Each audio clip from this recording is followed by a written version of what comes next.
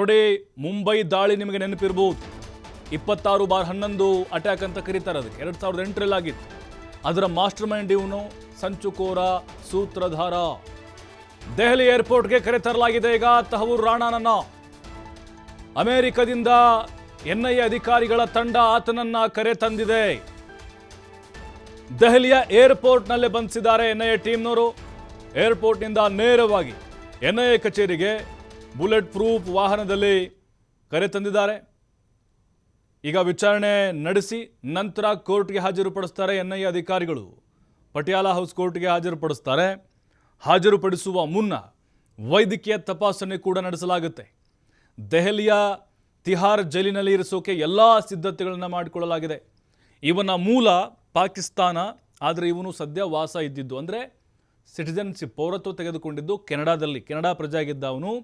ರಾಣಾ ವಿಚಾರಣೆಯಿಂದ ಪಾಕ್ ಸಂಚು ಬಯಲಾಗೋ ಸಾಧ್ಯತೆಗಳಿದ್ದಾವೆ. ಮುಂಬೈ ದಾಳಿಗೆ 17 ವರ್ಷಗಳ ಬಳಿಕ ನ್ಯಾಯ ಸಿಗುವಂಥ ನಿರೀಕ್ಷೆ ಇದೆ. ಈ ಹಿಂದೆ ಕಸಬ್ ಏನಿದ್ದಾನೆ ಅವನಿಗೆ ಮರಣದಂಡನೆ ಶಿಕ್ಷೆಯನ್ನು ವಿಧಿಸಲಾಗಿತ್ತು. ಈ ಲಷ್ಕರ್ ಎ ತೊಯ್ಬಾ ಸಂಘಟನೆಯ 10 ಜನ ಟೆರರಿಸ್ಟ್ಗಳು 2008ರಲ್ಲಿ 26ನೇ ತಾರೀಕು 12ನೇ ತಿಂಗಳು ತಾಜ್ ವೆಸ್ಟ್ ಎಂಡ್ ಹೋಟೆಲ್ ಮೇಲೆ ದಾಳಿ ಮಾಡಿದ್ರು. ಅರಬ್ಬಿ ಸಮುದ್ರದ ಮೂಲಕ ಬಂದು 10 ಜನ, 6 ಜನ ಅಮೇರಿಕನ್ ಸೇರಿದಂತೆ 166 ಜನ ಅಮಾಯಕರು ಪ್ರಾಣ ಬಿಟ್ಟಿದ್ರು. ಅವತ್ತು ಒಬ್ಬನೇ ಬದುಕುಳಿದಿದ್ದ ಕಸಬ್, ಅವನನ್ನು ಜೈಲಿಗಟ್ಟಿದ್ರು, ಮರಣದಂಡನೆ ಕೂಡ ಕೊಟ್ಟರು. ಇವನೇನಿದ್ದಾನೆ ರಾಣಾ, ಆ ಇಡೀ ಬಾಂಬ್ ಸ್ಫೋಟ್ನ ರೂವಾರಿಯಾಗಿದ್ದ ಇವನು. 2009ರಿಂದಲೂ ಕೂಡ ಪ್ರಯತ್ನಗಳು ನಡೀತಾ ಇತ್ತು ಇವನ ಭಾರತಕ್ಕೆ ಕರೆತರಬೇಕು ಅಂತ. 2019ರಿಂದಲೂ ಕೂಡ ಕಾನೂನಾತ್ಮಕವಾಗಿ ಹೋರಾಟ ಶುರುವಾಯಿತು. ಅಮೇರಿಕಗೂ ಕೂಡ ಇವನು ಬೇಕಾಗಿದ್ದ. ಸುಪ್ರೀಂ ಕೋರ್ಟ್ನಲ್ಲಿ ಭಾರತದ ಹೋರಾಟ ಹೇಗಿತ್ತು ಅಂತ ಹೇಳಿದ್ರೆ, ಸುಪ್ರೀಂ ಕೋರ್ಟ್ನಲ್ಲಿ ಇವನು ಪದೇ ಪದೇ ಮತ್ತೆ ಮೇಲ್ಮನವಿ ಹಾಕ್ತಾ ಇದ್ದ, ಭಾರತದ ಅರ್ಜಿಯನ್ನು ತಿರಸ್ಕಾರ ಮಾಡಬೇಕು ಅಂತ ಹೇಳಿ. ಕೆಲವು ಕಾನೂನು ತೊಡಕುಗಳು ಎದುರಾಗ್ತಾ ಇದ್ವು. ಈಗ ರಾಜತಾಂತ್ರಿಕ ಗೆಲುವು ಕೂಡ ಭಾರತಕ್ಕೆ ಸಿಕ್ಕಿದೆ. ಅವನು ಇಲ್ಲ, ನನಗೆ ಒಂದು ರೋಗ ಇದೆ, ಅನಾರೋಗ್ಯದ ಕಾರಣ ನಾನು ಇಲ್ಲೇ ಇರ್ತೀನಿ, ಅಂದರೆ ಇಲ್ಲೇ ಅಮೇರಿಕ ಜೈಲಲ್ಲಿ ಇರ್ತೀನಿ, ಭಾರತಕ್ಕೆ ಹೋದರೆ ನನಗೆ ಹಿಂಸೆ ಕೊಡ್ತಾರೆ, ಈ ಕಾರಣಗಳನ್ನು ಕೊಡ್ತಾ ಇದ್ದ. ಈಗ ಭಾರತ ಅಂತಿಮವಾಗಿ ಆ ಉಗ್ರನನ್ನು ಕರೆತರುವಲ್ಲಿ ಯಶಸ್ವಿಯಾಗಿದೆ. NIA ಅಧಿಕಾರಿಗಳು ಆತನನ್ನು ವಿಚಾರಣೆ ನಡೆಸ್ತಾರೆ ಕೆಲವೇ ಕ್ಷಣಗಳಲ್ಲಿ. ದೆಹಲಿ ಏರ್ಪೋರ್ಟ್ನಲ್ಲಿ ಭಾರೀ ಬಿಗಿ ಭದ್ರತೆಯನ್ನು ಕೈಗೊಳ್ಳಲಾಗಿದೆ. ಉಗ್ರನನ್ನ ಕರೆದೊಯ್ಯಲು ಬುಲೆಟ್ ಪ್ರೂಫ್ ಕಾರನ್ನು ಬಳಕೆ ಮಾಡಲಾಗ್ತಾ ಇದೆ. ನೋಡಿ ಎಂತಹ ಸ್ವಾಗತ ಅವನಿಗೆ. ಯಾಕಂದರೆ ಉಗ್ರ ಅವನು, ಹೇಳೋಕ್ಕಾಗೋದಿಲ್ಲ. ಮತ್ತು ಅವ್ರ ಕಡೆದವ್ರು ಯಾರಾದರೂ ಅಲ್ಲಿ ಇಲ್ಲಿ ಇದ್ದರೆ ಅದಕ್ಕೋಸ್ಕರ ಇಷ್ಟು ಸೆಕ್ಯೂರಿಟಿ ಅಷ್ಟೇ, ಅದು ಬಿಟ್ಟರೆ ಏನಿಲ್ಲ. ದೆಹಲಿಯ ಏರ್ಪೋರ್ಟ್ನಲ್ಲಿ ಭಾರೀ ಬಿಗಿ ಭದ್ರತೆಯನ್ನು ಕೈಗೊಳ್ಳಲಾಗಿದೆ. ಅವನ ಕರೆದುಕೊಂಡು ಹೋಗುವಂತಹ ವ್ಯವಸ್ಥೆ ಹೆಂಗಿರುತ್ತೆ ಅಂತ ಹೇಳಿದ್ರೆ, ಗುಂಡು ಅಥವಾ ಯಾವುದೇ ಬಾಂಬ್ ಹಾಕಿದರೂ ಕೂಡ ಏನು ಮಾಡಲಿಕ್ಕೆ ಆಗೋದಿಲ್ಲ. ಅಂತಹ ವಾಹನದಲ್ಲಿ ಅವನ್ನ ಕರೆದುಕೊಂಡು ಹೋಗ್ತಾರೆ. ಅವನ್ನ ಇರಿಸುವಂತಹ ಆ ಜೈಲಿದೆ ಅಲ್ವಾ, ಅದು ಹಾಗೆ ಇರುತ್ತೆ. ಈ ಹಿಂದೆ ಕಸಬ್ಗೋಸ್ಕರ 50-60 ಕೋಟಿ ಖರ್ಚು ಮಾಡಿದ್ರು ಅವನ್ನ ಜೈಲಲ್ಲಿ ಇರಿಸ್ಕೊಳ್ಳೋಕ್ಕೋಸ್ಕರ. ಇವನು ಕೂಡ ಹಾಗೆ ಮಾಡ್ತಾರೆ. ಸುಮಾರು 50-60-100 ಕೋಟಿ ಖರ್ಚಾಗ್ಬೋದು ಅನಿಸ್ತಾ ಇದೆ. ಅಂದರೆ ಕಾನೂನು ವ್ಯವಸ್ಥೆ ಇದೆ ಅಲ್ವಾ, ಹಾಗಿದೆ ಅಷ್ಟೇ, ಏನು ಮಾಡೋಕ್ಕಾಗೋದಿಲ್ಲ. ಈಗ ದೆಹಲಿ ಏರ್ಪೋರ್ಟ್ನಲ್ಲಿ ಆತನನ್ನು ಬಂಧನ ಮಾಡಿದ್ದಾರೆ. ಇನ್ನು NIA ಅಧಿಕಾರಿಗಳು ನ್ಯಾಯಾಲಯಕ್ಕೆ ಹಾಜರುಪಡಿಸ್ತಾರೆ. ಮತ್ತು ಅದನ್ನು ತಿಹಾರ್ ಜೈಲಿಗೆ ಕಳಿಸ್ತಾರೆ. ಪಾಕ್ನ ಸಂಚು ಬಯಲಾಗಬೇಕಾಗಿದೆ. ಯಾಕಂದರೆ ಪಾಕ್ ಇಲ್ಲಿ ತಳ್ಳಿ ಹಾಕ್ತಾ ಇತ್ತು ಆರೋಪನ. ಯಾಕಂದರೆ ಇದರ ಹಿಂದೆ ಪಾಕ್ನ ಕೈವಾಡ ಇರೋದು ಭಾಳ ಕ್ಲಿಯರಾಗಿ ಗೊತ್ತಾಗ್ತಾ ಇತ್ತು. ಇವನ ಹೇಳಿಕೆಯಿಂದ ಅವರ ಸಂಚು ಗೊತ್ತಾಗಲಿದೆ. ಈ ಬಗ್ಗೆ ಮತ್ತಷ್ಟು ಮಾಹಿತಿ ಕೊಡ್ತಾರೆ ನಮ್ಮ ಪ್ರತಿನಿಧಿ ಸಂತೋಷ್, ಡೆಸ್ಕ್ನಿಂದ ನೇರ ಸಂಪರ್ಕದಲ್ಲಿ. ಸಂತೋಷ್, ನೋಡ್ತಾ ಇದ್ದೇವೆ 2008ರ ಮುಂಬೈ ದಾಳಿಯ ಮಾಸ್ಟರ್ ಮೈಂಡ್ ಭಾರತಕ್ಕೆ ಬಂದಿಳಿದಿದ್ದಾನೆ. ಆತನಿಗೆ ಕೊಡುವಂತಹ ಭದ್ರತೆ ಹೇಗಿರುತ್ತೆ, ಕಾನೂನಾತ್ಮಕವಾದಂತಹ ಪ್ರಕ್ರಿಯೆಗಳು ಹೇಗಿರುತ್ತೆ, ಅದರ ಜೊತೆಗೆ ಪಾಕ್ನ ಸಂಚು ಅವನ ವಿಚಾರಣೆಯಲ್ಲಾದರೂ ಬಯಲಾಗಬಹುದಾ, ಕಾನೂನಾತ್ಮಕವಾದಂಥ ಪ್ರಕ್ರಿಯೆಗಳು, ಹೋರಾಟಗಳು ಯಾಕೆ ಇಷ್ಟು ಡಿಲೇ ಆಯಿತು ಅನ್ನೋದು? ಪ್ರಭು 17 ವರ್ಷ ಆಯಿತು ಮುಂಬೈಯಲ್ಲಿ ಬಾಂಬ್ಗಳ ದಾಳಿ, ಅದೇ ರೀತಿಯಾಗಿ ಮದ್ದು ಗುಂಡುಗಳ ಒಂದು ಆ ಧ್ವನಿ ಏನಿದೆ ಇವತ್ತಿಗೂ ಕೂಡ ನಮ್ಮ ಕಿವಿಯಲ್ಲಿ ಮಾರ್ಧನಿಸ್ತಾ ಇದೆ. ಸರಿಸುಮಾರು 200 ಜನರನ್ನು ನಾವು ಕಳೆದುಕೊಂಡ್ವಿ ಆ ಒಂದು ದಾಳಿಯಲ್ಲಿ. ಅದಾದ ನಂತರ ಪಾಕಿಸ್ತಾನ ಇದರಲ್ಲಿ ತನ್ನ ಕೈವಾಡ ಇದೆ ಅನ್ನುವಂತಹ ವಿಚಾರವನ್ನು ಮುಚ್ಚಿಡುವಂತಹ ಪ್ರಯತ್ನವನ್ನು ಸಾಕಷ್ಟು ಮಾಡ್ತು. ಯಾಕಂದರೆ ಯಾವಾಗ ಅಜ್ಮಲ್ ಕಸಾಬ್ ಭಾರತದ ಕೈಗೆ ಸಿಕ್ಕಿದ್ದ ಆ ಸಂದರ್ಭದಲ್ಲಿ 26/11 ಏನು ದಾಳಿಯಾಗಿತ್ತು, ಇದಕ್ಕೆ ಸಂಬಂಧಪಟ್ಟಂತೆ ಪಾಕಿಸ್ತಾನದ ಕೈವಾಡ ನೇರವಾಗಿ ಇದೆ ಅನ್ನುವಂತಹ ಆರೋಪ ಭಾರತದ ಬಳಿ ಇತ್ತು. ಆದರೆ ಭಾರತ ನಿರಂತರವಾಗಿ ಇದಕ್ಕೆ ಸಂಬಂಧಪಟ್ಟಂತೆ ಕೇವಲ ಆರೋಪ ಮಾಡ್ತಾ ಇತ್ತು. ಯಾಕಂದರೆ ಅಜ್ಮಲ್ ಕಸಾಬ್ನಂತಹ ಭಯೋತ್ಪಾದಕರು ಕೇವಲ ಇಲ್ಲಿ ಕೈಗೊಂಬೆಗಳು ಮಾತ್ರ ಆಗಿದ್ರು. ಆದರೆ ಇದರ ಹಿಂದೆ ಇದ್ದಂತಹ ಮಾಸ್ಟರ್ ಮೈಂಡ್ಗಳು ಯಾರಿದ್ರು ಅವರೊಬ್ಬರು ಕೂಡ ಭಾರತದ ಕೈಗೆ ಸಿಕ್ಕಿರಲಿಲ್ಲ. ಈಗ ಆ ಮಾಸ್ಟರ್ ಮೈಂಡ್ಗಳಲ್ಲಿ ಒಬ್ಬನಾಗಿರುವಂತಹ ತಹವೂರ್ ರಾಣಾ ಈಗ ಭಾರತಕ್ಕೆ ಸಿಕ್ಕಿದ್ದಾನೆ. ಇದು ಭಾರತದ ಒಂದು ಬಹುದೊಡ್ಡ ರಾಜತಾಂತ್ರಿಕ ಗೆಲುವು ಅಂತ ಹೇಳಿದ್ರು ಕೂಡ ತಪ್ಪಾಗ್ಲಿಕ್ಕಿಲ್ಲ. ಯಾಕಂದರೆ ಅಮೆರಿಕಾದಲ್ಲಿ ಇದ್ದಂತಹ ಸಂದರ್ಭದಲ್ಲಿ ಪಾಕಿಸ್ತಾನ, ಅದೇ ರೀತಿಯಾಗಿ ISIS ಏನಿದೆ, ISI ಏನಿದೆ, ಪಾಕಿಸ್ತಾನದ ISI ಎಲ್ಲರೂ ಕೂಡ ಅವರನ್ನು ರಕ್ಷಣೆ ಮಾಡೋದಕ್ಕೆ, ಅಂದರೆ ತಹವೂರ್ ರಾಣಾನನ್ನು ರಕ್ಷಣೆ ಮಾಡೋದಕ್ಕೆ ಭಾರತದ ಕೈಗೆ ಸಿಗಬಾರ್ದು ಅನ್ನೋ ಕಾರಣಕ್ಕಾಗಿ ಸಾಕಷ್ಟು ಪ್ರಯತ್ನವನ್ನು ಮಾಡಿದ್ರು. ಇದರ ಜೊತೆಗೆ ತಹವೂರ್ ರಾಣಾ ಕೂಡ ಅಮೆರಿಕಾದ ಕೋರ್ಟ್ನಲ್ಲಿ ಸಾಕಷ್ಟು ಹೈ ಡ್ರಾಮಾ ಮಾಡ್ದ. ನನಗೆ ಪಾರ್ಕಿನ್ಸನ್ ರೋಗ ಇದೆ, ಅನೇಕ ಅನಾರೋಗ್ಯ ಸಮಸ್ಯೆಗಳಿಂದ ಬಳಲ್ತಾ ಇದ್ದೀನಿ, ಭಾರತದ ಕೈಗೆ ಕೊಟ್ಟರೆ ನನಗೆ ಟಾರ್ಚರ್ ಆಗುತ್ತೆ, ಸಾಕಷ್ಟು ಅನಾರೋಗ್ಯ ಸಮಸ್ಯೆ ಆಗುತ್ತೆ ಅಂತ ತಪ್ಪಿಸ್ಕೊಳ್ಳೋದಕ್ಕೆ ಪ್ರಯತ್ನ ಮಾಡ್ದ. ಇದರ ಹೊರತಾಗಿ ಭಾರತದ ಕೈಗೆ ಈಗ ತಹವೂರ್ ರಾಣಾ ಸಿಕ್ಕಿದ್ದಾನೆ. ಹೀಗಾಗಿ ಭಾರತದ ಮುಂದೆ ಒಂದು ಸುವರ್ಣ ಅವಕಾಶ. ಈವರೆಗೆ ನಾವೇನು ಆರೋಪ ಮಾಡ್ತಾ ಇದ್ವಿ, 26/11 ನಡೆದಿರುವಂತಹ ಏನು ಭಯೋತ್ಪಾದನಾ ದಾಳಿ ಇತ್ತು, ಈ ದಾಳಿಯನ್ನು ಮಾಡಿಸಿರುವಂಥದ್ದು ಪಾಕಿಸ್ತಾನ ಅಂತ ಪ್ರೂಫನ್ನು ಇಡೋದಕ್ಕೆ, ಜಗತ್ತಿನ ಮುಂದೆ ಒಂದು ಆಧಾರವನ್ನು ಇಡೋದಕ್ಕೆ, ಸಾಕ್ಷ್ಯಾಧಾರವನ್ನು ಇಡೋದಕ್ಕೆ ಒಂದು ಸುವರ್ಣ ಅವಕಾಶ ಅಂತ ಹೇಳಿದ್ರು ಕೂಡ ತಪ್ಪಾಗೋದಿಲ್ಲ. ಹೀಗಾಗಿ ಏನೇನೆಲ್ಲ ಆಗುತ್ತೆ, ಈಗ ತಹವೂರ್ ರಾಣಾನನ್ನು ಈಗಾಗಲೇ ಪಾಲಂ ಏರ್ಪೋರ್ಟ್ಗೆ ಕರೆತರಲಾಗಿದೆ. NIA ಅಧಿಕಾರಿಗಳು, ಅದೇ ರೀತಿಯಾಗಿ ಭಾರತದ ಇಂಟೆಲಿಜೆನ್ಸ್ನ ಅಧಿಕಾರಿಗಳಿದ್ದಾರೆ, ಎಲ್ಲರೂ ಕೂಡ ಆತನನ್ನು ಪಾಲಂ ಏರ್ಪೋರ್ಟ್ಗೆ ಕರೆತಂದಿದ್ದಾರೆ. ಅಲ್ಲಿಂದ ನೇರವಾಗಿ ಈಗ NIA ಕಚೇರಿಗೆ ಕರೆದುಕೊಂಡು ಹೋಗಲಾಗ್ತಾ ಇದೆ. ಬುಲೆಟ್ ಪ್ರೂಫ್ ವೆಹಿಕಲ್ಸ್ಗಳಿದ್ದಾವೆ. ಎಷ್ಟರ ಮಟ್ಟಿಗೆ ಭದ್ರತೆ ಕಲ್ಪಿಸಿಕೊಡಲಾಗಿದೆ ಅಂತಂದರೆ ಆತನನ್ನು ಕರೆದುಕೊಂಡು ಹೋಗ್ತಾ ಇರುವಂತಹ ವೆಹಿಕಲ್ ಕೂಡ ಬುಲೆಟ್ ಪ್ರೂಫ್ ವೆಹಿಕಲ್ ಆಗಿದೆ. ಇದರ ಜೊತೆಗೆ ಅಲ್ಲಿ ನಮ್ಮ ಸ್ವಾಟ್ ಫೋರ್ಸಸ್ಗಳಾಗಿರ್ಬೋದು, ಇಂಟೆಲಿಜೆನ್ಸ್ ಇದೆ, CRPFನ ಅಧಿಕಾರಿಗಳಿದ್ದಾರೆ, ಶಾರ್ಪ್ ಶೂಟರ್ಸ್ಗಳನ್ನು ಕೂಡ ಇದರಲ್ಲಿ ಬಳಕೆ ಮಾಡಿಕೊಳ್ಳಲಾಗ್ತಾ ಇದೆ. ಯಾವುದೇ ರೀತಿಯಾದಂತಹ ಸಮಸ್ಯೆಗಳಾಗದಂತೆ ಆತನನ್ನು NIA ಕಚೇರಿಗೆ ಕರೆತರಲಾಗುತ್ತೆ. ಅಲ್ಲಿಗೆ ಮೊದಲಿಗೆ ಮಾಡುವಂಥದ್ದು ಆತನ ಆರೋಗ್ಯ ತಪಾಸಣೆ. ಯಾಕಂದರೆ ಈಗಾಗಲೇ ಆತ ಅನಾರೋಗ್ಯ ಸಮಸ್ಯೆ ಇದೆ ಅನ್ನುವಂತಹ ಒಂದು ವಿಚಾರವನ್ನು ಹೇಳ್ಕೊಂಡಿದ್ದ. ಹೀಗಾಗಿ ಆರೋಗ್ಯ ತಪಾಸಣೆ ಮಾಡಲಾಗುತ್ತೆ. ಅದಾದ ನಂತರ NIA ಅಧಿಕಾರಿಗಳು ಪ್ರಾಥಮಿಕವಾಗಿ ಆತನನ್ನು ವಿಚಾರಣೆ ಮಾಡುವಂತಹ ಕೆಲಸ ಮಾಡ್ತಾರೆ. ಅಲ್ಲಿಂದ ಆತನನ್ನು ಇವತ್ತು ನ್ಯಾಯಾಲಯಕ್ಕೆ ಹಾಜರುಪಡಿಸಲಾಗುತ್ತೆ ಅಂತ ಹೇಳಲಾಗ್ತಾ ಇದೆ. ಪಟಿಯಾಲ ಹೌಸ್ ನ್ಯಾಯಾಲಯಕ್ಕೆ ಆತನನ್ನು ಹಾಜರುಪಡಿಸಲಾಗುತ್ತೆ ಅನ್ನುವಂತಹ ಮಾಹಿತಿಗಳು ಲಭ್ಯವಾಗ್ತಾ ಇದೆ. ಇದರ ಜೊತೆಗೆ ಕೇಂದ್ರ ಸರ್ಕಾರ ಕೂಡ ಇದರಲ್ಲಿ ಯಾವುದೇ ಕಾರಣಕ್ಕೂ ತಹವೂರ್ ರಾಣಾ ತಪ್ಪಿಸ್ಕೊಳ್ಬಾರ್ದು ಅನ್ನೋ ಕಾರಣಕ್ಕೋಸ್ಕರ SPP ಅವರನ್ನು ಕೂಡ ನೇಮಕ ಮಾಡುವಂತಹ ಕೆಲಸವನ್ನು ಮಾಡಿದೆ. ಹಿರಿಯ ವಕೀಲ ಆಗಿರುವಂತಹ ನರೇಂದ್ರ ಮಾನ್ ಅವರನ್ನು SPP ಆಗಿ ನಿಯೋಜನೆ ಮಾಡಲಾಗಿದೆ. ನರೇಂದ್ರ ಮಾನ್ ಅವರು ಕೂಡ ತುಂಬ ಒಂದು ಹಿಸ್ಟ್ರಿಯನ್ನು ಹೊಂದಿದ್ದಾರೆ. ಈ ಕೇಸ್ನಲ್ಲಿ ಯಾವುದೇ ಕಾರಣಕ್ಕೂ ಕೂಡ, ಅಂದರೆ ಈವರೆಗೆ ಭಾರತದ ಮುಂದೆ ಇಲ್ಲದಂತಹ ಒಂದು ಸುವರ್ಣ ಅವಕಾಶ ಭಾರತದ ಮುಂದೆ ಈಗ ತೆರೆದಿಟ್ಟಿದೆ. ಪಾಕಿಸ್ತಾನದ ISI ಕೈವಾಡ ಇದರಲ್ಲಿ ಇತ್ತು. ಅಂದರೆ ಮುಂಬೈ ದಾಳಿ ಏನಾಯಿತು, ಆ ದಾಳಿಯಲ್ಲಿ ISI ಕೈವಾಡ ಇತ್ತು ಅನ್ನುವಂಥದ್ದನ್ನು ಪ್ರೂವ್ ಮಾಡೋದಕ್ಕೆ, ಯಾಕಂದರೆ ಮಾಸ್ಟರ್ ಮೈಂಡ್ಗಳಲ್ಲಿ ಗುರುತಿಸಿಕೊಂಡಿರುವಂತಹ ತಹವೂರ್ ರಾಣಾ ಏನಿದ್ದಾನೆ ಆತ ಸಿಕ್ಕಿರೋದ್ರಿಂದಾಗಿ ಎಲ್ಲ ವಿಚಾರಗಳನ್ನು ಕೂಡ ಕೋರ್ಟ್ನಲ್ಲಿ ಬಯಲಿಗೆಳಿಬೇಕು. ಇದರ ಜೊತೆಗೆ ಅಂತಾರಾಷ್ಟ್ರೀಯ ಮಟ್ಟದಲ್ಲೂ ಕೂಡ ಪಾಕಿಸ್ತಾನಕ್ಕೆ ಡ್ಯಾಮೇಜ್ ಮಾಡೋದಕ್ಕೆ ಭಾರತಕ್ಕೆ ಒಂದು ಸುವರ್ಣ ಅವಕಾಶ ಇದು. ಇದರ ಜೊತೆಗೆ ಪ್ರಮುಖವಾಗಿ ನಾವು ನೋಡಿದಾಗ, ಯಾವಾಗ ಮುಂಬೈ ದಾಳಿಯಾಗಿತ್ತು, ಮುಂಬೈ ದಾಳಿ ಆದಂತಹ ಸಂದರ್ಭದಲ್ಲಿ ಚಾರ್ಜ್ ಶೀಟ್ ಕೂಡ ರೆಡಿಯಾಗಿತ್ತು. ಚಾರ್ಜ್ ಶೀಟ್ನಲ್ಲಿ ತಹವೂರ್ ರಾಣಾ ಏನಿದ್ದಾನೆ ಈತ ಪ್ರಮುಖ ಆರೋಪಿಗಳಲ್ಲಿ ಒಬ್ಬ ಅನ್ನುವಂತಹ ಒಂದು ವಿಚಾರ ಕೂಡ ಅದರಲ್ಲಿ ದಾಖಲಾಗಿತ್ತು. ತಹವೂರ್ ರಾಣಾನ ಕೈವಾಡ ಏನೇನಿತ್ತು ಎಲ್ಲವನ್ನು ಕೂಡ ಇಂಚು ಆ ಒಂದು ಚಾರ್ಜ್ ಶೀಟ್ನಲ್ಲಿ ದಾಖಲು ಮಾಡಲಾಗಿತ್ತು. ಹೀಗಾಗಿ ಚಾರ್ಜ್ ಶೀಟ್ಗೆ ಸಂಬಂಧಪಟ್ಟಂತೆ, ಆ ಒಂದು ವಿಚಾರಕ್ಕೆ ಸಂಬಂಧಪಟ್ಟಂತೆ ತಹವೂರ್ ರಾಣಾನನ್ನು ಪ್ರಾಥಮಿಕವಾಗಿ ವಿಚಾರಣೆ ಮಾಡಲಾಗುತ್ತೆ. ಅದಾದ ನಂತರ ಆತನನ್ನು ಕೋರ್ಟ್ಗೆ ಹಾಜರುಪಡಿಸಲಾಗುತ್ತೆ. ಕೋರ್ಟ್ಗೆ ಹಾಜರುಪಡಿಸಿದ ನಂತರ ದೆಹಲಿಯಲ್ಲಿ ತಿಹಾರ ಜೈಲಿನಲ್ಲಿ ಆತನನ್ನ ಇರಿಸಲಾಗುತ್ತೆ ಅನ್ನುವಂತಹ ಮಾಹಿತಿಗಳು ಲಭ್ಯವಾಗ್ತಾ ಇದೆ. ಆದರೆ ಇದು ಈವರೆಗೂ ಕೂಡ ಫೈನಲ್ ಆಗಿಲ್ಲ. ಕೇಂದ್ರ ಸರ್ಕಾರ ಆಗಿರಲಿ ಅಥವಾ ಕೋರ್ಟ್ ಆಗಿರಲಿ ಅಥವಾ ಅಧಿಕಾರಿಗಳಾಗಿರಲಿ ಈ ವಿಚಾರಕ್ಕೆ ಸಂಬಂಧಪಟ್ಟಂತೆ ಯಾವುದೇ ಮಾಹಿತಿಗಳನ್ನು ಬಹಿರಂಗಪಡಿಸಿಲ್ಲ. ಯಾಕಂದ್ರೆ ನಮ್ಮ ಕೈಗೆ ಸಿಕ್ಕಿರುವಂತಹ ಈ ಸುವರ್ಣ ಅವಕಾಶ ಏನಿದೆ ಅಂದ್ರೆ ತಹವೂರ್ ರಾಣಾನನ್ನ ಕೊನೆಗೊಳಿಸೋದಕ್ಕೂ ಕೂಡ ಪಾಕಿಸ್ತಾನ ಆಗಿರಬಹುದು ಅಥವಾ ISI ಆಗಿರಬಹುದು, ಎಲ್ಲರೂ ಕೂಡ ಪ್ರಯತ್ನ ಮಾಡಬಹುದು. ಹೀಗಾಗಿ ಆತನನ್ನ ಎಲ್ಲಿ ಇರಿಸಲಾಗುತ್ತೆ ಈ ವಿಚಾರ ಈವರೆಗೂ ಕೂಡ ಈವರೆಗೆ ರಿವೀಲ್ ಆಗಿಲ್ಲ. ಹೀಗಾಗಿ ಒಂದೆಡೆ ನಾವು ನೋಡಿದಾಗ NIA ಅಧಿಕಾರಿಗಳು ಸ್ಪೆಷಲ್ ಆಗಿ ಆತನಿಗಾಗಿ ಒಂದು ಸೆಲ್ ಕೂಡ ಮಾಡಬಹುದು ಅನ್ನುವಂತಹ ಮಾಹಿತಿಗಳು ಲಭ್ಯವಾಗ್ತಾ ಇದೆ. ಮತ್ತೊಂದೆಡೆ ತಿಹಾರ ಜೈಲಿನಲ್ಲಿ ಇರುವಂತಹ ಸ್ಪೆಷಲ್ ಸೆಲ್ಗಳೇನಿದೆ ಅಲ್ಲೇ ಇರಿಸಬಹುದು ಅನ್ನುವಂತಹ ಮಾಹಿತಿಗಳು ಕೂಡ ಲಭ್ಯವಾಗ್ತಾ ಇದೆ. ಹೀಗಾಗಿ ಮುಂದೆ ಕೋರ್ಟ್ನಲ್ಲಿ ಪ್ರೊಸೀಡಿಂಗ್ಗಳು ನಡೆದಂತಹ ಸಂದರ್ಭದಲ್ಲಿ ಈತನ ಕೈವಾಡ ಏನಿತ್ತು, ಯಾಕಂದ್ರೆ ಪ್ರಮುಖವಾಗಿ ಇಲ್ಲಿ ನಮಗೆ ಗೊತ್ತಾಗಬೇಕಾಗಿರುವಂತಹ ವಿಚಾರ ಏನು ಅಂತಂದ್ರೆ ISI ಕೈವಾಡ ಇದೆ, ಪಾಕಿಸ್ತಾನದ ಕೈವಾಡ ಮುಂಬೈ ದಾಳಿಯಲ್ಲಿ ನೇರವಾಗಿ ಇದೆ ಅನ್ನುವಂತಹ ಒಂದು ವಿಚಾರ ಬಯಲಿಗೆ ಬರಬೇಕಾಗಿದೆ.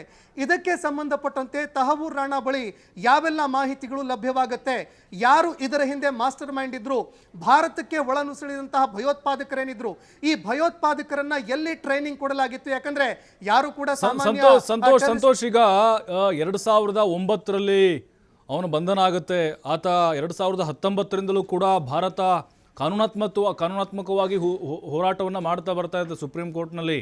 ಈಗ ಭಾರತದ ರಾಜತಾಂತ್ರಿಕ ಒಂದು ಯುದ್ಧ ಹೇಗಿತ್ತು, ಯಾಕಂದರೆ ಅವನು ಗಡಿಪಾರು ಮಾಡೋದು ಅಷ್ಟು ಸುಲಭ ಇರಲಿಲ್ಲ. ಅಮೇರಿಕದಿಂದ ಸಾಕಷ್ಟು ವರ್ಷಗಳಿಂದ ನಡೀತಾನೆ ಇತ್ತು.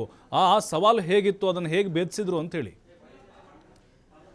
ಪ್ರಮುಖವಾಗಿ ನೋಡಿದಾಗ ಇದು ಕೂಡ ತುಂಬಾ ಇಂಟ್ರೆಸ್ಟಿಂಗ್ ಆಗಿದೆ. ಯಾಕಂದ್ರೆ ತಹವೂರ್ ರಾಣಾ ಹಿಂದೆ ನಿಂತಿರೋದು ISI, ಪಾಕಿಸ್ತಾನದ ಸರ್ಕಾರ. ಅದೇ ರೀತಿಯಾಗಿ ISI ಕೂಡ ಆತನ ಹಿಂದೆ ಇನ್ನು ಇತ್ತು ಅನ್ನುವಂಥದ್ದು ಇಲ್ಲಿ ಯಾವುದು ಕೂಡ ಮುಚ್ಚುಮರೆ ಇಲ್ಲ. ಆದರೆ ಪ್ರಮುಖವಾಗಿ ಈ ಒಂದು ವಿಚಾರಕ್ಕೆ ಸಂಬಂಧಪಟ್ಟಂತೆ 2009ರಲ್ಲಿ ಅಮೆರಿಕಾದಲ್ಲಿ ಈತ ಸೆರೆ ಸಿಗ್ತಾನೆ.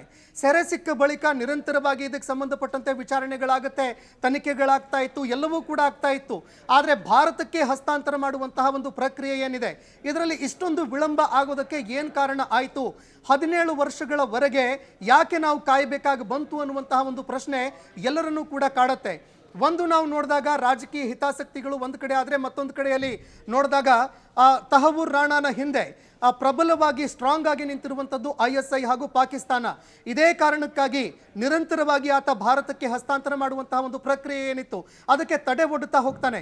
ಯಾಕಂದ್ರೆ ಯಾವುದೇ ಒಬ್ಬ ಸಾಮಾನ್ಯ ವ್ಯಕ್ತಿಯಾಗಲಿ, ಅದು ಕೂಡ ಅಮೆರಿಕಾದಂತಹ ಒಂದು ದೇಶದಲ್ಲಿ ಇದ್ದುಕೊಂಡು ನ್ಯಾಯಾಂಗ ಪ್ರಕ್ರಿಯೆಯನ್ನ ಎದುರಿಸುವಂಥದ್ದು ಇದೆಯಲ್ಲ, ಅದು ಸಾಮಾನ್ಯ ವಿಚಾರ ಅಲ್ಲ. ಅದರಲ್ಲೂ ಒಂದು ದೇಶಕ್ಕೆ ಹಸ್ತಾಂತರ ಮಾಡುವಂತಹ ಒಂದು ಪ್ರಕ್ರಿಯೆಯಿಂದ ತಪ್ಪಿಸಿಕೊಳ್ಳುವಂಥದ್ದು ಇದೆಯಲ್ಲ, ಅದು ಸಾಮಾನ್ಯ ವಿಚಾರ ಅಲ್ಲ.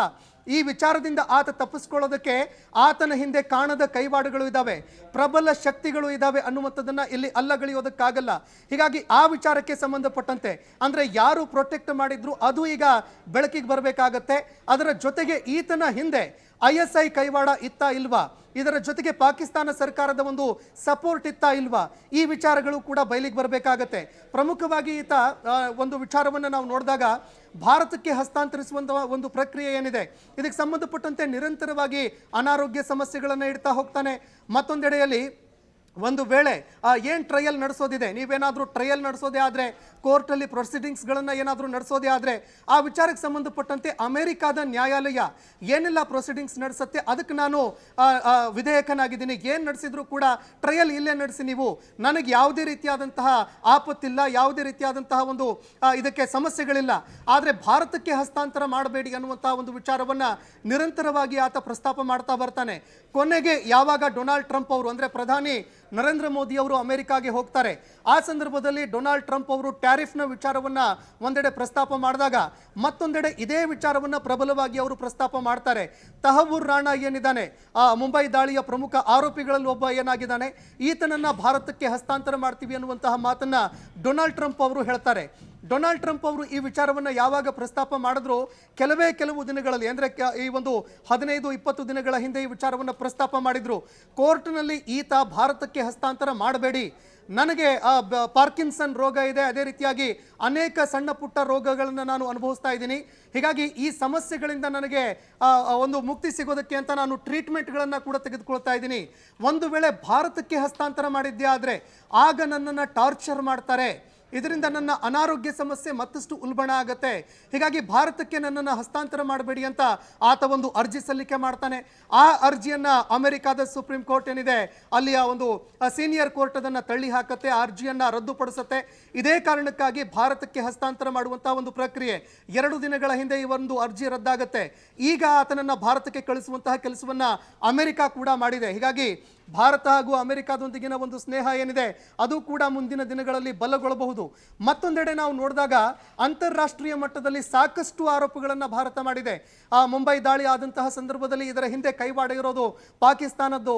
ISI ಆ ಒಂದು ಭಯೋತ್ಪಾದಕರಿಗೆ ಸಂತೋಷ್ ಈಗ ಈ ರಾಣಾ ಏನಿದೆ, ರಾಣಾನ್ ಜೊತೆಗೆ ಇನ್ನೊಬ್ಬನು ಡೇವಿಡ್ ಹೆಡ್ ಅಂತಿದ್ದ, ಅವನು ಕೂಡ ಮೋಸ್ಟ್ ವಾಂಟೆಡ್ ಟೆರರಿಸ್ಟ್. ಈಗ ಅವನಿಗೂ ಕೂಡ ಶಿಕ್ಷೆ ವಿಧಿಸಿದೆ ಅಮೆರಿಕ ಕೋರ್ಟು.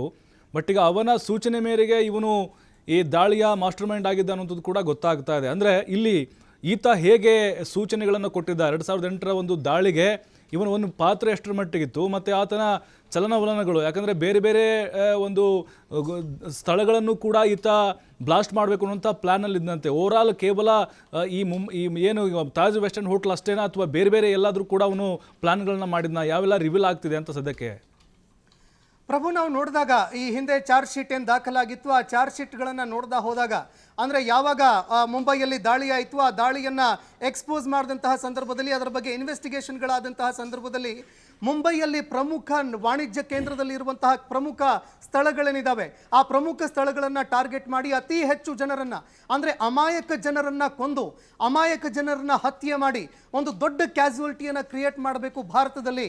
ಅಂದರೆ ಭಾರತದ ವಾಣಿಜ್ಯ ನಗರಿ ಏನಿದೆ ಇದನ್ನು ಡ್ಯಾಮೇಜ್ ಮಾಡಿದ್ರೆ ಭಾರತವೂ ಕೂಡ ಒಂದು ರೀತಿಯಾಗಿ ಈ ಭಯೋತ್ಪಾದಕತೆ ಏನಿದೆ ಇದಕ್ಕೆ ನಲುಗಿ ಹೋಗುತ್ತೆ.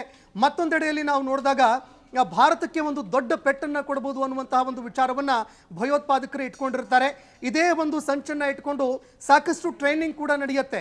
ISI ಅವರಿಗೆ ಟ್ರೈನಿಂಗ್ ಕೊಟ್ಟಿತ್ತು ಅನ್ನುವಂತಹ ವಿಚಾರ ಏನು ಅಜ್ಮಲ್ ಕಸಾಬ್ ಇದ್ದಾನೆ ಆತ ಹೇಳಿದ್ರು ಕೂಡ ಅದನ್ನ ಸಾಬೀತುಪಡಿಸೋದಕ್ಕೆ ಭಾರತದ ಬಳಿ ಯಾವುದೇ ರೀತಿಯಲ್ಲೂ ಕೂಡ ನಮ್ಮ ಹತ್ರ ಸಾಕ್ಷ್ಯಾಧಾರಗಳು ಇರಲಿಲ್ಲ. ಯಾಕಂದ್ರೆ ಯಾರು ಮಾಸ್ಟರ್ ಮೈಂಡ್ಗಳಿದ್ದಾರೆ ಅವರೇ ನಮ್ಮ ಹತ್ರ ಇರಲಿಲ್ಲ. ಆದರೆ ಮತ್ತೊಂದೆಡೆ ನಾವು ನೋಡಿದಾಗ ತಹವೂರ್ ರಾಣಾ ಏನಿದ್ದಾನೆ, ಈತನ ಸಹಚರ ಏನಿದ್ದಾನೆ ಮತ್ತೋರ್ವ, ಇವರೆಲ್ಲರೂ ಕೂಡ ಸೇರಿಕೊಂಡು ಈ ಮಾಸ್ಟರ್ ಪ್ಲಾನ್ ಏನು ಮಾಡಿದ್ರು, ಈ ಪ್ಲಾನ್ನಲ್ಲಿ ಯಾವ ರೀತಿಯಾಗಿ ಟ್ರೈನಿಂಗ್ ಕೊಟ್ಟಿದ್ರು, ಮತ್ತೊಂದು ಮಗದೊಂದು ಭಾರತದ ಒಳಗೆ ನುಸುಳೋದಕ್ಕೆ ಏನೆಲ್ಲ ಅವರಿಗೆ ಸಹಾಯ ಮಾಡಿದ್ರು, ಯಾವ ರೀತಿಯಾಗಿ ಆ ಕೆಲಸವನ್ನ ಮಾಡಿದ್ರು, ಅದೇ ರೀತಿಯಾಗಿ ಭಾರತದಲ್ಲಿ ಇದಕ್ಕೆ ಯಾರ್ಯಾರು ಸಹಕಾರವನ್ನು ಕೊಟ್ಟರು, ಅದರ ಹಿಂದೆ ಇರುವಂತಹ ಮಾಸ್ಟರ್ ಮೈಂಡ್ಗಳು ಯಾರು, ಇದೆಲ್ಲವೂ ಕೂಡ ರಿವೀಲ್ ಆಗಬೇಕಾಗಿತ್ತು. ಆದರೆ ಇಲ್ಲಿ ಪ್ರಮುಖವಾಗಿ ನಾವು ನೋಡಿದಾಗ ಈ ಪ್ರಕರಣದಲ್ಲಿ ಯಾರ್ಯಾರು ಟೆರರಿಸ್ಟ್ಗಳನ್ನು ಹೊಡೆದುರುಳಿಸಲಾಗಿತ್ತು 8 ಜನರನ್ನ, ಮತ್ತೊಂದೆಡೆ ಅಜ್ಮಲ್ ಕಸಾಬ್ ಏನು ಭಾರತದಲ್ಲಿ ಜೀವಂತವಾಗಿ ಸೆರೆ ಸಿಕ್ಕಿದ್ದ, ಇವರ ಬಳಿಯಲ್ಲಿ ಅಲ್ಪಾವಧಿಯ ಅಂದರೆ ಕೆಲವು ಇನ್ಫಾರ್ಮೇಷನ್ಗಳು ಮಾತ್ರ ಇತ್ತು. ಯಾಕಂದರೆ ಇವರೆಲ್ಲರೂ ಕೂಡ ಕಂಪ್ಲೀಟ್ಲಿ ಬ್ರೈನ್ ವಾಶ್ಡ್ ಆಗಿದ್ರು.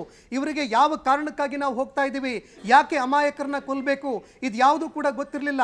ಅವರ ಕುಟುಂಬಗಳಿಗೆ ಹಣ ಸಹಾಯ ಮಾಡುವಂಥ ಒಂದು ವಿಚಾರ ಬಂದಾಗ ಇವರೆಲ್ಲರೂ ಕೂಡ ಒಂದು ವಿಧ್ವಂಸಕ ಕೃತ್ಯವನ್ನ ಮಾಡೋದಕ್ಕೆ ಅಂತ ಭಾರತದ ಒಳಗೆ ನುಸುಳಿ ಬರ್ತಾರೆ. ISI ಇವರಿಗೆಲ್ಲರಿಗೂ ಕೂಡ ಟ್ರೈನಿಂಗ್ ಕೊಡುತ್ತೆ ಅನ್ನುವಂಥ ಒಂದು ವಿಚಾರ ಕೂಡ ರಿವೀಲ್ ಆಗುತ್ತೆ. ಆದರೆ ಇದನ್ನ ಸಾಬೀತುಪಡಿಸೋದಕ್ಕೆ, ಯಾಕಂದ್ರೆ ಇವರೆಲ್ಲರೂ ಕೂಡ ಬ್ರೈನ್ ವಾಶ್ಡ್ ಆಗಿದ್ರು, ಹೆಚ್ಚಿನ ಯಾವುದೇ ಒಂದು ಇನ್ಫಾರ್ಮೇಶನ್ ಇರಲಿಲ್ಲ, ಹೀಗಾಗಿ ಭಾರತಕ್ಕೂ ಕೂಡ ಇನ್ಫಾರ್ಮೇಶನ್ ಸಿಗಲಿಲ್ಲ. ಆದ್ರೆ ಈಗ ತಹವೂರ್ ರಾಣಾ ಸಿಕ್ಕಿರೋದ್ರಿಂದಾಗಿ ಆ ಎಲ್ಲ ವಿಚಾರಗಳು ಈಗ ರಿವೀಲ್ ಆಗುವಂತಹ ಸಾಧ್ಯತೆಗಳು ಹೆಚ್ಚಳವಾಗಿದೆ. ಪ್ರಭು, ಥ್ಯಾಂಕ್ ಯು ಸಂತೋಷ್ ತಮ್ಮೆಲ್ಲ ಮಾಹಿತಿಗಾಗಿ. 2008ರ ಮುಂಬೈ ಭಯೋತ್ಪಾದಕ ದಾಳಿಯ ಆರೋಪಿ ಮಾಸ್ಟರ್ ಮೈಂಡ್ ತಹವೂರ್ ಹುಸೇನ್ ರಾಣಾ. ಪ್ರಾಥಮಿಕ ವಿಚಾರಣೆ ಬಳಿಕ ರಾಣಾ ಮೆಡಿಕಲ್ ಚೆಕಪ್ ಅನ್ನ ಮಾಡಲಾಗುತ್ತೆ. ವೈದ್ಯಕೀಯ ಪರೀಕ್ಷೆ ಬಳಿಕ ಕೋರ್ಟ್ಗೆ ಹಾಜರುಪಡಿಸಲಾಗುತ್ತೆ. NIA ಅಧಿಕಾರಿಗಳು ಈ ಪ್ರಕ್ರಿಯೆಗಳನ್ನು ಮಾಡ್ತಾರೆ. ಪಟಿಯಾಲ ಹೌಸ್ ಕೋರ್ಟ್ನಲ್ಲಿರುವಂತಹ NIA ವಿಶೇಷ ಕೋರ್ಟ್ ಇದೆ ಅಲ್ವಾ, ಅಲ್ಲಿ ಹಾಜರುಪಡಿಸ್ತಾರೆ ಅವನ್ನ. ಕೆಲವೇ ಕ್ಷಣಗಳಲ್ಲಿ NIA ಕಚೇರಿಯ 3ನೇ ಮಹಡಿಯಲ್ಲಿ ವಿಚಾರಣೆ ನಡೆಯುತ್ತೆ. ಒಂದು ಇನ್ನೂ ಬಹಳ ಇದೆ ಇದು ಕತೆ, ಯಾಕಂದರೆ ಈಗ ಅವನ ವಿಚಾರಣೆ ತಕ್ಷಣ ಗಲ್ಲಿಗೆ ಹಾಕಲ್ಲ ಅಥವಾ ಅವನಿಗೆ ಶಿಕ್ಷೆಯನ್ನು ವಿಧಿಸಲ್ಲ. 3 ವರ್ಷಗಳ ಕಾಲ ಅದ್ರ ಟ್ರಯಲ್ ನಡಿಬೇಕಾಗತ್ತೆ. ಅಜ್ಮಲ್ ಕಸಬ್ದು ಹಾಗೆ ಆಯಿತು. ಅವನ್ನ ಸ್ಪೆಷಲ್ ಸೆಲ್ನಲ್ಲಿ ಇರಿಸಿ ಅವನಿಗೆ ರಾಜ್ಯಾತಿಥ್ಯವನ್ನು ಕೊಟ್ಟು ಸುಮಾರು 50ರಿಂದ 60 ಕೋಟಿ ಖರ್ಚು ಮಾಡಿದ್ರು.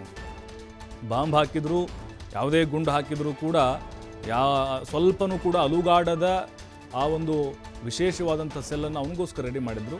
ಇವಂಗೂ ಕೂಡ ಹಾಗೆ ಮಾಡ್ತಾರೆ. ಭಾರೀ ಬಿಗಿ ಭದ್ರತೆಯಲ್ಲಿ ಅವನನ್ನು ಈಗ ಏನು NIA ಕೋರ್ಟ್ಗೆ ಹಾಜರುಪಡಿಸಲಾಗುತ್ತೆ. ಪಾಲಂ ವಾಯುನೆಲೆ ದೆಹಲಿ, ಈಗ ಅಲ್ಲಿಗೆ ಬಂದಿಳಿದಿದ್ದಾನೆ. ಸ್ಪೆಷಲ್ ಫ್ಲೈಟ್ನಿಂದ ಅಮೇರಿಕದಿಂದ ಅವನು ಕರ್ಕೊಂಡು ಬಂದಿದ್ದು. ಈಗ VIP ಕೂಡ ದೊಡ್ಡ ಮಟ್ಟದ ಭದ್ರತೆಯನ್ನು ಅವನಿಗೆ ಕೊಡಲಾಗಿದೆ. CRPF ಜೊತೆಗೆ ಅಲ್ಲಿ ಆತನಿಗೆ ಮದ್ದುಗುಂಡುಗಳು ಹಾರಿದರೂ ಕೂಡ ಏನೂ ಆಗದೇ ಇರುವಂಥ ಭಾರೀ ವಾಹನವನ್ನು ಕೂಡ ಆತನನ್ನು ಕರೆತರಲಿಕ್ಕೆ ಬಳಕೆಯನ್ನು ಮಾಡಿದ್ದಾರೆ. ಎನ್ ಐ ಎ ಕಚೇರಿಯ 3ನೇ ಮಹಡಿಯಲ್ಲಿ ಆತನ ವಿಚಾರಣೆ ನಡೆಯುತ್ತೆ. ವಿಚಾರಣೆ ಆದಮೇಲೆ ತಿಹಾರ್ ಜೈಲಿಗೆ ಬಹುತೇಕವಾಗಿ ತಿಹಾರ್ ಜೈಲಿಗೆ ಶಿಫ್ಟ್ ಮಾಡುವಂತಹ ಸಾಧ್ಯತೆಗಳಿದ್ದಾವೆ. ತಿಹಾರು ಅಥವಾ ಮುಂಬೈ ಎರಡಂತ ಹೇಳಿದರು, ಬಟ್ ಫೈನಲಿ ನಮ್ಗೆ ಅನಿಸ್ತಾ ಇದೆ ತಿಹಾರ್. ಯಾಕಂದರೆ ಹಿಂದೆ ಅಜ್ಮಲ್ ಕಸಬ್ನನ್ನು ಕೂಡ ಅದೇ ಒಂದು ಜೈಲಲ್ಲಿ ಇಡಲಾಗಿತ್ತು, ಅವನನ್ನು ಮರಣದಂಡನೆ ವಿಧಿಸಲಾಗಿತ್ತು. ಬಟ್ ಈಗ ಈ ಮಾಸ್ಟರ್ ಮೈಂಡ್ ಏನಿದ್ದಾನೆ ರಾಣಾ, ಅವನ ಒಂದು ಪಾತ್ರದ ಬಗ್ಗೆ ನಿರಂತರವಾಗಿ ವಿಚಾರಣೆ ಕೂಡ ನಡಿಬೇಕಾಗತ್ತೆ. ಈಗಾಗಲೇ ಆರೋಪ ಪಟ್ಟಿಯನ್ನು ಎನ್ ಐ ಎ ಅಧಿಕಾರಿಗಳು ಕೋರ್ಟ್ಗೆ ಸಬ್ಮಿಟ್ ಮಾಡಿದ್ದಾರೆ. ಈಗ ಹಿರಿಯ ವಕೀಲ ಏನಿದ್ದಾರೆ ನರೇಂದ್ರ ಮಾನ್ ಅವ್ರನ್ನ ನೇಮಕ ಮಾಡಲಾಗಿದೆ. ಅಂದರೆ ಈ ಒಂದು ಪ್ರಕರಣದಲ್ಲಿ ಕೇಂದ್ರ ಗೃಹ ಸಚಿವಾಲಯ 3 ವರ್ಷಗಳ ಕಾಲ ಇವ್ರನ್ನ ನೇಮಕ ಮಾಡಿ ಆದೇಶವನ್ನು ಹೊರಡಿಸಿದೆ.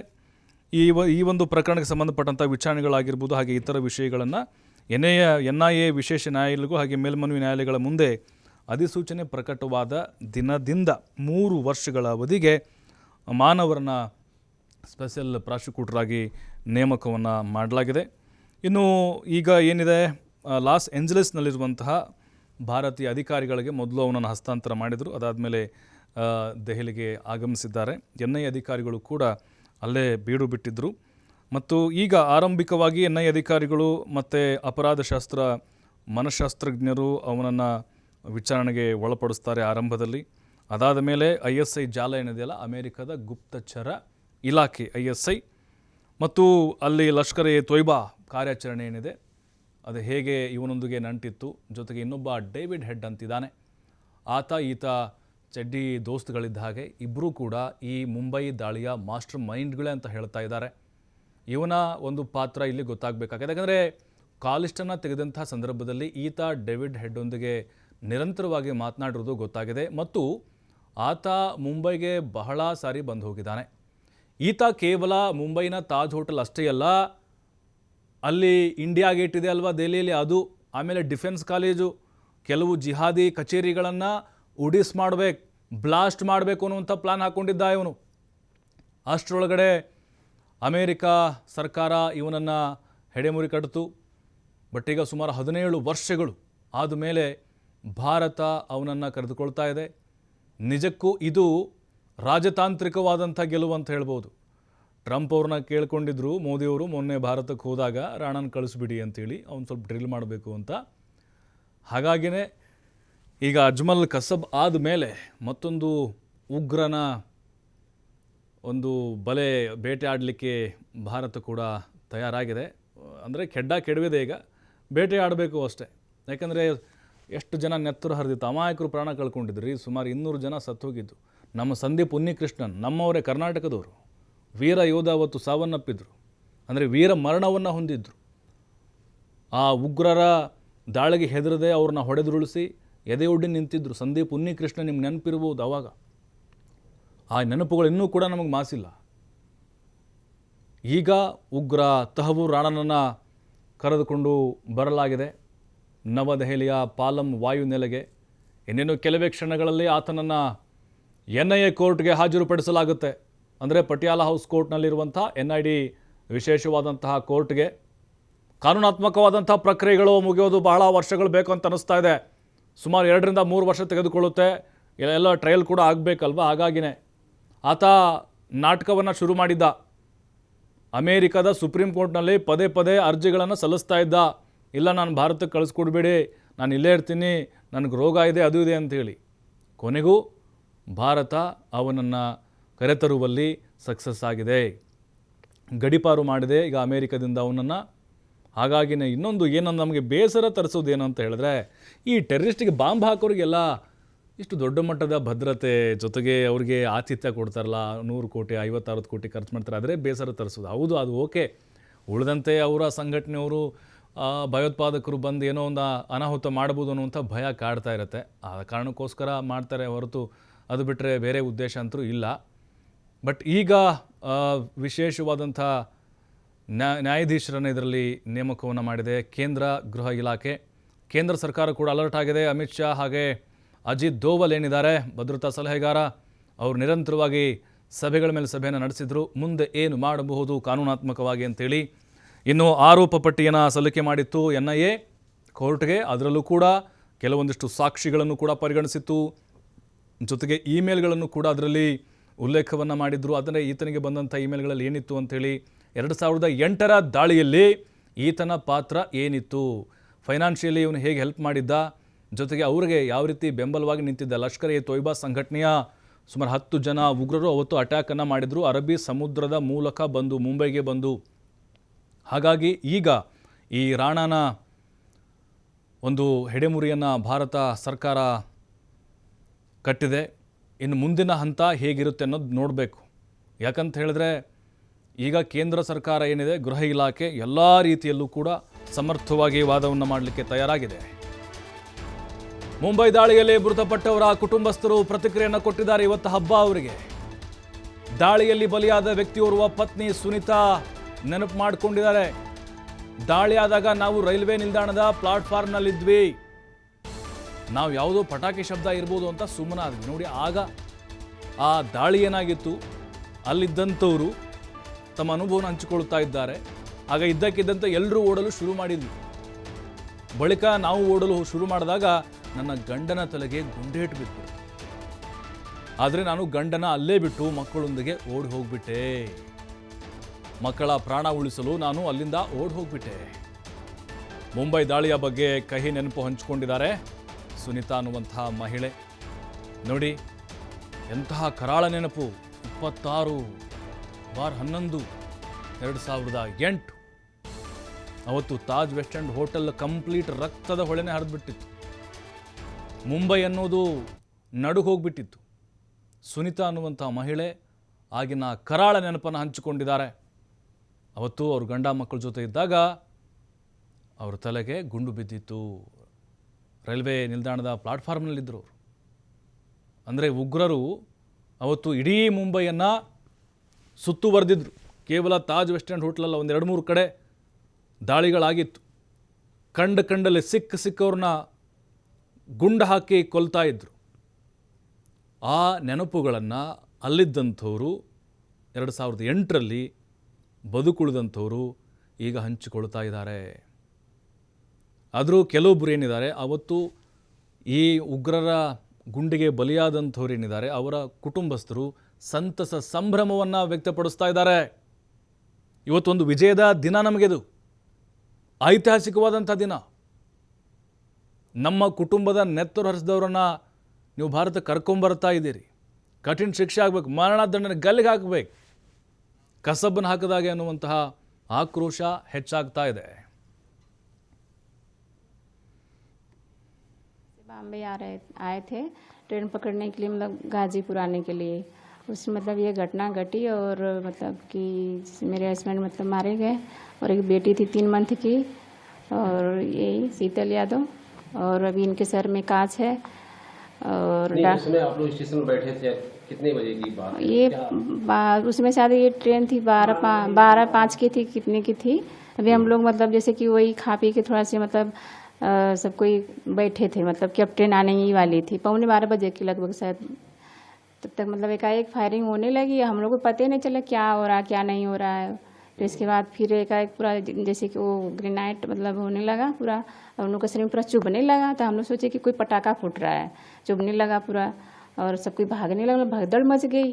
फिर इसके बाद हम अपने बच्चे को लेकर हम भागने लगे। हस्बैंड सोए थे बेचारे वो, अब उनको हमको AK-47 लग गया, उठ के बैठे, उनको दिमाग में लग गई और मतलब उसी जगह मतलब गोलीबारी होने लगी कि बम फटा, क्या हुआ? पहले मतलब वो जो ग्रेनाइट होता है ना, पहले वो मतलब पुट पहले जैसे फूटने लगा, तो जाके सबके शरीर में चुभने लगा। तो सब कोई सोचा कि मतलब दीपावली बीती थी कि मतलब पास में आ रही थी, तो हमें लग रहा है कि मतलब कोई ऐसे मजाक में पटाखा वटाखा फोड़ दिया होगा, सबको पहले ऐसे सोचा।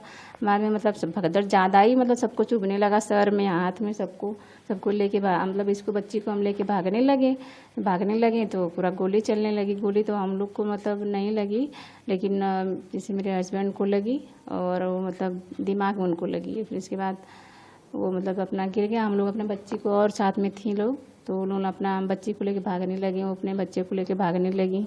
हम लोग को समझ में आ रहा था मतलब क्या हो रहा है। फिर इसके बाद हम लोग एक बगल में कोई हॉस्पिटल था, वहाँ हम तो अपना बेहोश हो गए बच्ची को लेके। फिर कुछ टाइम के बाद अपना एम्बुलेंस आया, ले गया। एक हॉस्पिटल था मेरे यहाँ पर, ऑपरेशन हुआ, यहाँ पर भी गोली लग गई थी। फिर इसके बाद फिर होश आया। फिर इसके बाद जेजे में ले गया। फिर जेजे में हम 1 महीने तक थे बच्ची को लेके। अभी इनके सर में 7 mm का कांच है, मेरे सर में तो बहुत है, इतना पूरा हमेशा दर्द करता है। यहाँ है पूरे शरीर में कांच भी है, पूरे जगह। वो तो सर में इतना दर्द करता है कि जैसे लगता है कि मतलब ऑपरेशन कराने के लिए सोचते हैं तो सब कोई कहता है कि ऑपरेशन कराएंगे तो इससे भी कंडीशन आपका ख़राब हो सकता है। तो फिर अब क्या करें, ये हाथ में यहाँ है।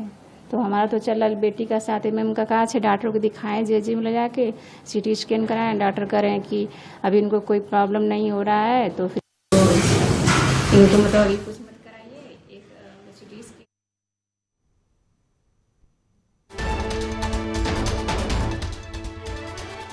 ಕಸಬ್ಗೆ ಕೊಟ್ಟಂತೆ ಬಿರಿಯಾನಿ ಕಬಾಬ್ ಕೊಡಬೇಡಿ ಅವಂಗೆ. ಭಯೋತ್ಪಾದಕರ ಶಿಕ್ಷೆಗೆ ಪ್ರತ್ಯೇಕ ಕಾನೂನು ತರಬೇಕ್ರಿ. ಬಾಂಬ್ ಹಾಕೋರಿಗೆಲ್ಲ ಇಂಥ ಆತಿಥ್ಯವನ್ನು ಕೊಟ್ರೆ ಹೆಂಗ್ರಿ? ಮುಂಬೈ ದಾಳಿಯ ಪ್ರತ್ಯಕ್ಷದರ್ಶಿ ಟೀ ವ್ಯಾಪಾರಿ ತೌಫೀಕ್ ಒತ್ತಾಯ ಮಾಡಿದ್ದಾರೆ. 2-3 ತಿಂಗಳಲ್ಲೇ ನೇಣಿಗೆ ಹಾಕುವ ಕಾನೂನು ತನ್ನಿ, ಹಾಕಬೇಕು. ಅಂದು ಜನರಿಗೆ ಸಹಾಯ ಮಾಡಿದ್ದ ತೌಫೀಕ್ ಆಗ್ರಹ ವ್ಯಕ್ತಪಡಿಸಿದ್ದಾರೆ. ಕಸಬ್ಗೆ ಕೊಟ್ಟಂತೆ ಬಿರಿಯಾನಿ ಕಬಾಬ್ ಕೊಡಬೇಡ್ರಿ, ಅವಂಗೆ ಸ್ಪೆಷಲ್ ಸೆಲ್ಲು, ಅದು ಬಾಂಬ್ ನಿಗ್ರಹ ಒಂದು ಸೆಲ್. ಅದು ನೋಡಿ, ತೌಫೀಕು ಒಬ್ಬ ಭಾರತೀಯನಾಗಿ ಹೇಳಿದ, ಪ್ರತಿಯೊಬ್ಬ ಭಾರತೀಯನೂ ಕೂಡ ಅದೇ ಒತ್ತಾಯವನ್ನು ಮಾಡ್ತಾ ಇದ್ದಾರೆ. ಕಸಬ್ಗೆ ಕೊಟ್ಟಂತೆ ಬಿರಿಯಾನಿ ಲೆಗ್ ಪೀಸು ಕೊಡೋಕೆ ಹೋಗ್ಬೇಡಿ, ಗಲ್ಲಿಗೆ ಹಾಕಿ ಅಂತ ಆಗ್ರಹಿಸಿದ್ದಾರೆ. अमेरिका गवर्नमेंट को थैंक यू बोलना चाहता हूँ, शुक्रिया अदा करता हूँ कि इतने बड़े मास्टरमाइंड को इंडिया को सौंप रहे हैं। लेकिन इंडिया का काम क्या है? अजमल कसाब के जैसा अंडा सेल, बिरयानी, इतना सेवा देने की जरूरत नहीं है। इसके लिए एक लॉ बनना चाहिए अलग से आतंकवादी लोगों के लिए। एक सिस्टम बनना चाहिए कि 2 से 3 महीना में फांसी दे दिया जाए या 20 रास्ते पे गोली मार दिया जाए। उनको ला के बिरयानी खिलाओ, करोड़ों रुपए खर्चा करो, पैसा वेस्ट है। हम जैसे इंसानों लोगों के सोचने के लिए कि गरीब लोग को कैसा आगे बढ़ाओ, देश की सुरक्षा कैसे करूं, वो कोई मेहरबानी नहीं कर रहा है। वो आ रहे तो हमारे देश में आके आतंकवादी हमला किया, कितने लोगों की जान लिया है। मैं दुबई, सऊदी वगैरह में सुनता हूँ चोरी किया तो हाथ काट दिया, ये कुछ किया तो।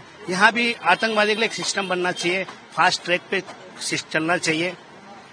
कसाब के जैसे अंडा सेल में बिरयानी वगैरह नहीं जाना चाहिए। आ रहा है, हमारे दिल को उस दिन सुकून मिलेगा। मैंने उस दिन देखा हूँ कितने लोग मरे, त्योहार मनाने जा रहे थे, बकरीद का त्योहार था, कितने लोग बेघर हो गए, किनके माँ बाप गए, किसी का भाई गया, किसी का बहन गया। सरकार अपना काम कायदे से करे। मोदी जी से रिक्वेस्ट करता हूँ, राष्ट्रपति से रिक्वेस्ट करता हूँ, उनको मेरे हिसाब से 15 दिन के अंदर में दिया तो बहुत अच्छी बात है। 20 पब्लिक में दिया तो आज पाकिस्तान का आतंकवादी को डर पैदा होएगा। नहीं तो उनको मारना है या मरना है। आज 16-17 साल हो गया, किसी के घर में जाके पूछो, किसी का बाप चला गया, पैसा देने से कुछ नहीं होता है। आज मैं वहीं पे हूँ। सरकार हमारे लिए नहीं सोचती है, आतंकवादी लोग लिए सोचती है। राष्ट्रपति से, हिंदुस्तान के हर एक बड़े कोर्ट से मैं हाथ जोड़ के मैं बोलता हूँ, उनके लिए अलग से एक सिस्टम बनाना चाहिए, पार्लियामेंट में या कुछ भी हो। बस यही कहना चाहता हूँ, उनको ज्यादा दिन मत रखो, ज्यादा वेस्ट टाइम। जब उसको फांसी दे दिया जाएगा 10 से 15 दिन या 2 महीने के अंदर में, तब खुशी मनाऊंगी, पटाखा फोड़ूंगा और जिस हर एक को इंसाफ मिलेगा। अभी तक इंसाफ नहीं हुआ है। इससे पहले मैं 1999 में मैंने देखा था एक बड़ा आतंकवादी, मैं बहुत छोटा था शायद, बड़ा आतंकवादी को पकड़ा था इंडिया गवर्नमेंट ने, प्लेन हाईजैक करके उनको छुड़ा लिया। आज वो पाकिस्तान में खुलेआम घूम रहा है। ये मास्टरमाइंड है, इसके लिए भी लोग हाथ पांव चलाएंगे। उसके पहले उसको मौत के घाट उतार दो। मैं पहले ನೋಡಿ, ತೌಫಿಕ್ ಅವತ್ತು 2008 ದಾಳಿ ಆದಾಗ 26ನೇ ತಾರೀಕು 11ನೇ ತಿಂಗಳು ಅವತ್ತು ಅಲ್ಲೇ ಇದ್ದರು ಅವರು. ಆ ತಾಜ್ ವೆಸ್ಟ್ ಎಂಡ್ ಹೋಟೆಲ್ ಸುತ್ತಮುತ್ತ ಇದ್ದು ಜನರನ್ನ ಕಾಪಾಡಿದಂಥವ್ರು ತೌಫಿಕ್ ಇವರು. ಜನರನ್ನ ರಕ್ಷಣೆ ಮಾಡಿದ್ರು ಓಡಿ ಹೋಗಲಿಕ್ಕೆ ಅಲ್ಲಿಂದ. ಅವ್ರು ಹೇಳ್ತಾ ಇದ್ದಾರೆ, ಕಣ್ಣಾರೆ ಕಂಡಿದ್ದಾರೆ ಆ ದಾಳಿಕೋರರ ದಾಳಿಯನ್ನು. ಕಂಡಲ್ಲಿ ಗುಂಡಾರಿಸಿ ಸುಮಾರು 166 ಜನರ ಪ್ರಾಣವನ್ನು ತೆಗೆದಿದ್ದಾರೆ. ಅದಕ್ಕೆ ಪ್ರತಿಕಾರ ಬೇಕಲ್ರಿ? ಪ್ರತಿಕಾರ ಅಂತಲ್ಲ, ಕಾನೂನಲ್ಲಿ ಶಿಕ್ಷೆ ಆಗಬೇಕಲ್ಲ.